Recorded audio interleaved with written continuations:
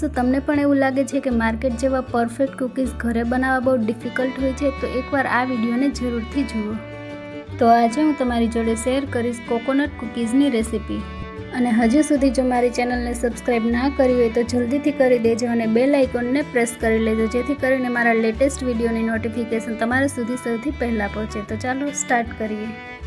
તો એક બાઉલમાં લઈશું બટર અને પાવડર શુગર. બટર અને પાવડર શુગર બંનેનું પ્રમાણ એક સરખું જ રાખવાનું છે. બંનેને સરસ રીતે મિક્સ કરીશું.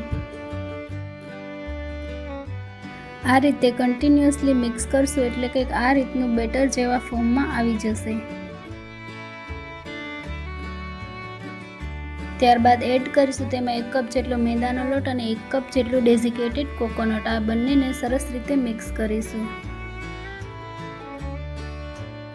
એકવાર બધું સરખી રીતે મિક્સ થઈ જાય ત્યારબાદ તેને હાથોથી મસળીને મીડિયમ થીક એવો ડો રેડી કરીશું. અડધી ટીસ્પૂન જેટલો એમાં બેકિંગ પાવડર એડ કરીશું.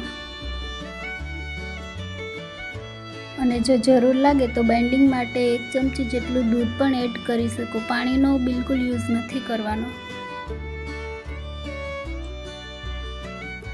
આ ડો રેડી કરવામાં લગભગ 10 થી 15 મિનિટ જેટલો ટાઈમ લાગશે.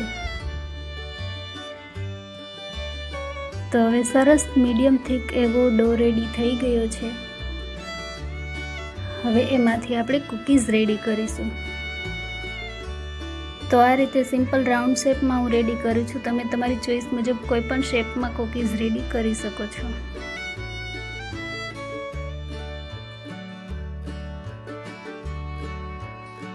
તો આ રીતે આપણે બધા જ કૂકીઝ રેડી કરી લીધા છે. હવે ઓવનની ટ્રેમાં ઓઇલ લગાવીને બધા જ કૂકીઝને એના પર રાખી દઈશું.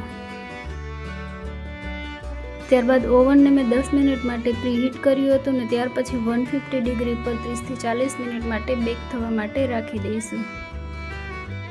જનરલી કૂકીઝ, કેક એ બધું 180 ડિગ્રી પર બેક થતું હોય છે, પણ 150 ડિગ્રી રાખવાથી રિઝલ્ટ એકદમ સરસ આવે છે. તો 30 થી 40 મિનિટ માટે બેક થવા માટે રાખી દઈશું. તો તમે જોઈ શકો છો 10 થી 15 મિનિટમાં જ કૂકીઝ એકદમ ફૂલીને ડબલ થઈ ગયા છે. હજુ તેને થોડા ટાઈમ માટે બેક થવા દઈશું. તો 30 થી 40 મિનિટ બાદ કૂકીઝ આપણા રેડી છે. તેને ઓવનમાંથી બહાર કાઢીને થોડીવાર માટે ઠંડા થવા દઈશું. તો તમે જોઈ શકો છો એકદમ સરસ માર્કેટ જેવા જ પરફેક્ટ કૂકીઝ બનીને રેડી થયા છે.